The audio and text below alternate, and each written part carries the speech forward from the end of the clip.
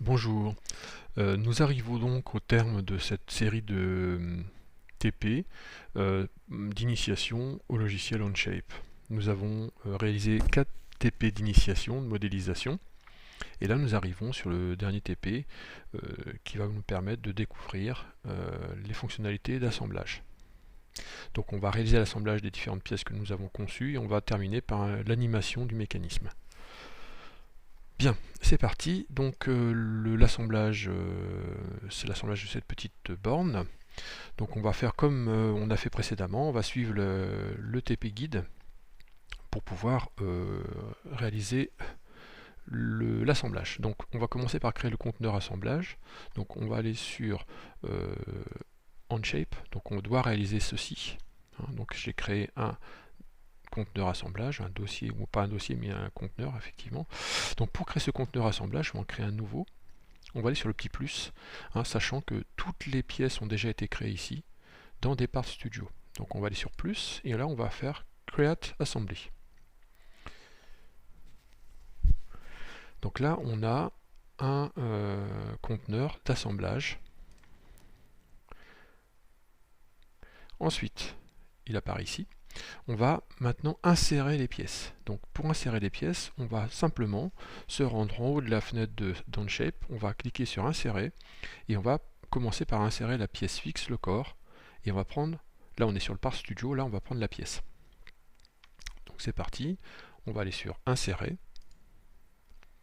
On reste bien dans les documents courants, on retrouve bien nos 4 Part Studio, j'ouvre le Part Studio corps et je prends la pièce. La pièce apparaît dans la fenêtre graphique. Je vais commencer par fixer cette pièce. Donc pour fixer la pièce dans l'assemblage, on va faire un clic droit, fixe.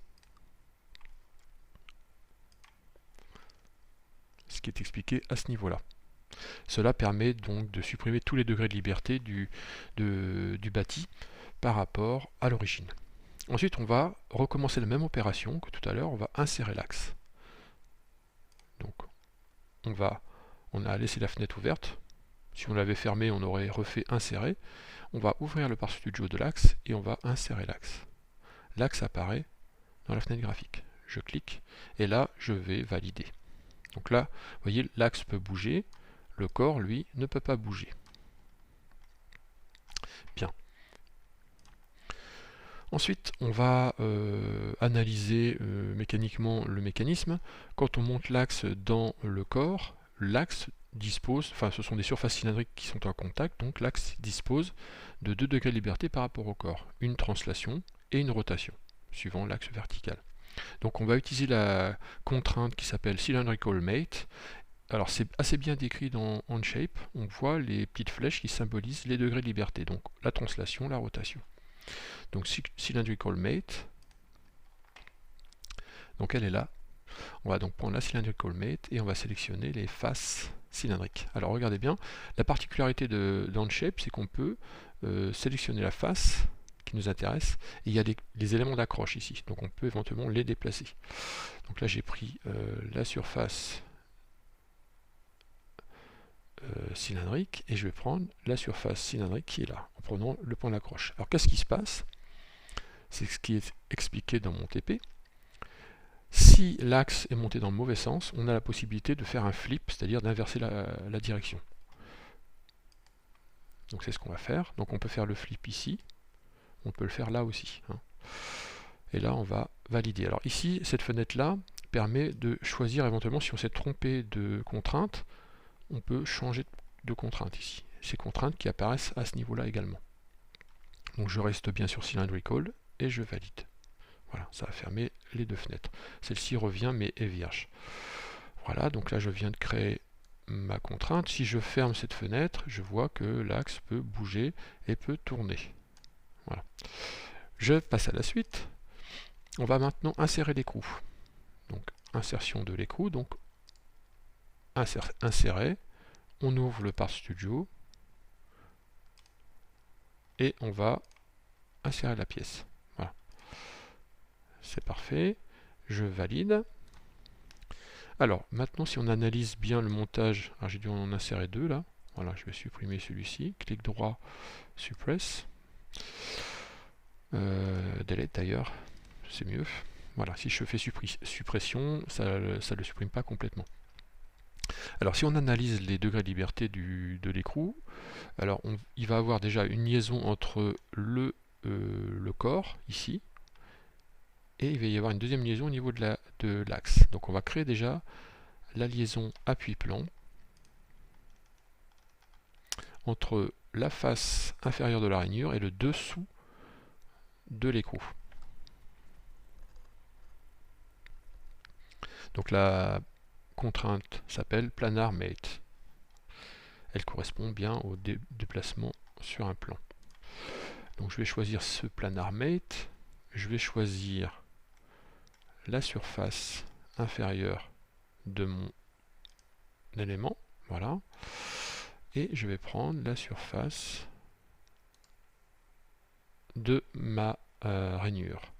Je valide. C'est bien une planar que j'ai mis. Voilà, donc si je quitte la fonction contrainte, je me déplace, vous voyez, je me déplace bien et je reste bien dans le plan. Je vais sortir volontairement mon écrou pour pouvoir placer la contrainte suivante. Alors, ici, si on analyse l'écrou par rapport à l'axe, en réalité, on a une liaison hélicoïdale. D'accord? Sauf que là, dans OnShape, on ne met pas directement la liaison hélicoïdale, on va mettre une liaison cylindrical mate, c'est-à-dire une pivot glissant, l'équivalent d'une pivot glissant, et ensuite on viendra rajouter une liaison vis-écrou qui sera pilotée, qu'on pourra animer. Donc c'est parti, on va sélectionner donc les deux faces cylindriques, celle de l'axe, celle de l'écrou, pour pouvoir mettre ce cylindrical mate. Donc je prends la surface cylindrique de mon axe et je vais prendre la surface cylindrique de mon écrou. Voilà. Donc là, on voit que l'axe a bougé, mais c'est pas un problème. On peut même animer les degrés de liberté, vous voyez. Ça c'est intéressant, ça permet de voir la translation et la rotation. C'est ce qu'on veut, on valide. Voilà, donc l'axe, du coup, c'est bien replacé. On va le sortir un tout petit peu. Voilà, on peut tirer dessus, il n'y a pas de souci. Vous voyez, je le déplace comme je veux. On va ensuite poursuivre. On va insérer la vis. Donc on va prendre en référence le chapitre 1 de 1 du TP. En 1 de 1, on a dit insérer le corps. Donc là, ça va être la même méthode. On va insérer, mais cette fois-ci la vis.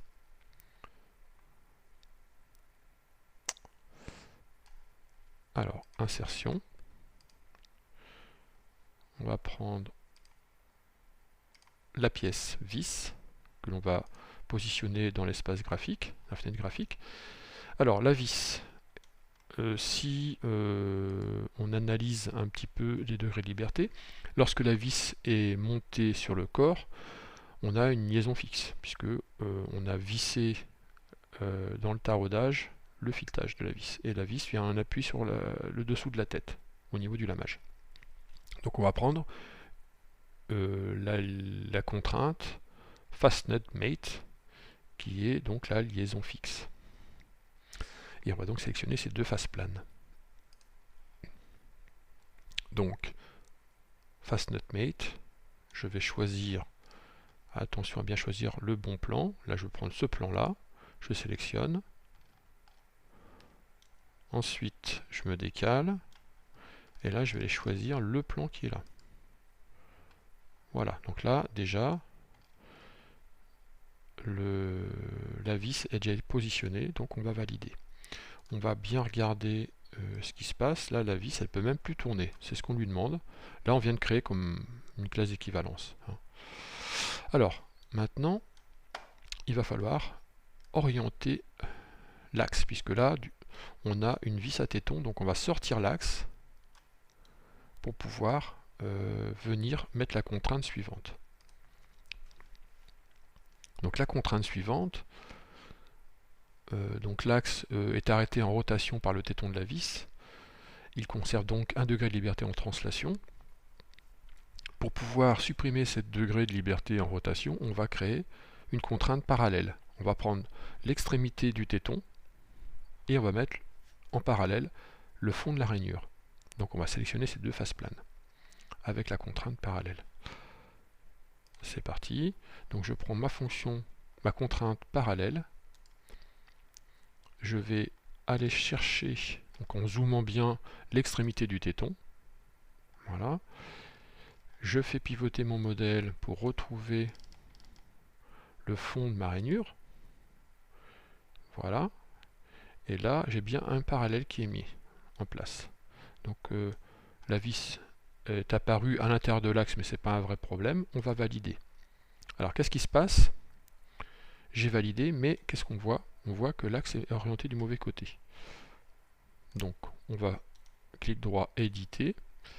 Et là, on va faire comme on l'a fait déjà. On va faire un flip pour basculer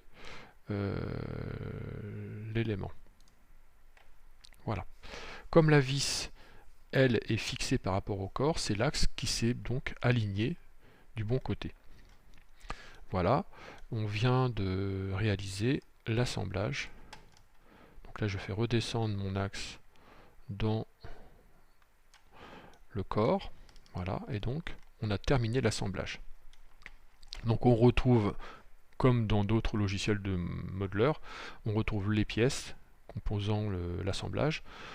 On pourrait travailler, ce sera le cas d'autres TP que je vous proposerai, on travaillera en créant des classes équivalences, des sous-ensembles, et on fera des assemblages par sous-ensemble. On verra qu'on peut faire ça très facilement à partir d'imports de modèles CAO type SolidWorks.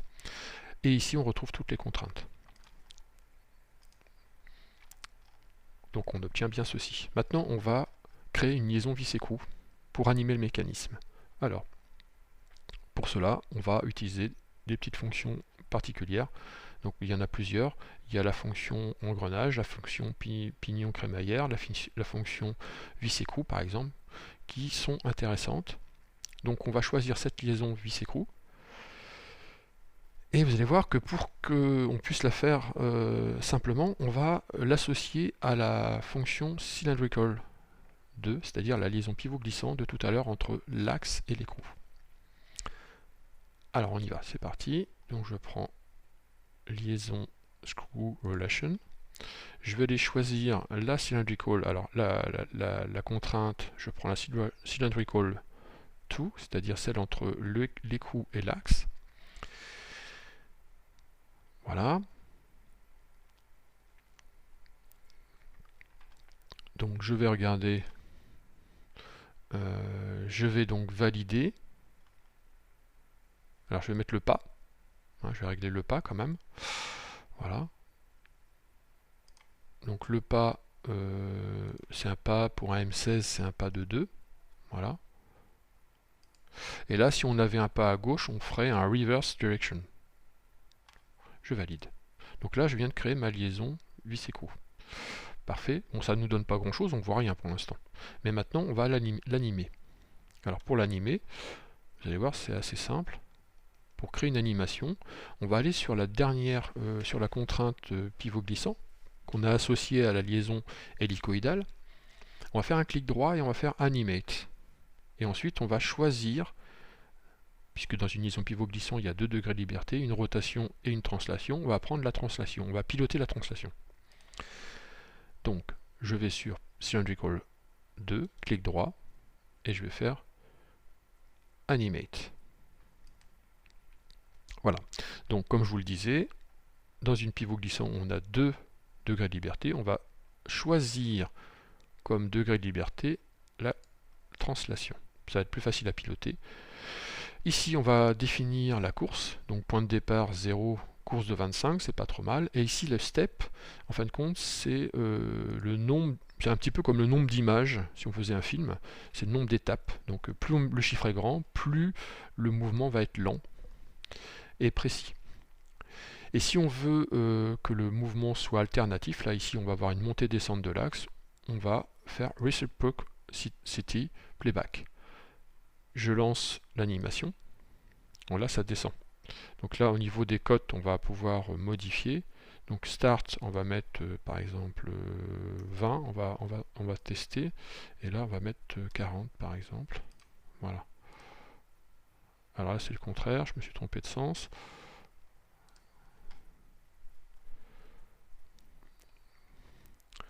Alors on va mettre moins 20, 0. Voilà. Donc là on est pas mal.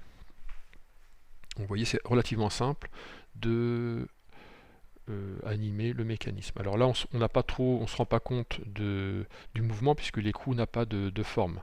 Il suffirait de faire une petite encoche à l'écrou, petite rainure, et on verrait le mouvement de l'écrou qui tourne dans un sens puis dans l'autre pour faire monter la vis. Voilà. Donc voilà, on a fait le tour de ce petit assemblage et on a su animer le mécanisme. Voilà. Dans les prochains TP, donc on verra comment par exemple créer des mises en plan de pièces avec la cotation associée et comment créer des mises en plan d'assemblage de mécanismes. On verra comment créer des vues particulières, faire des vues éclatées, etc. Voilà. Merci pour votre attention.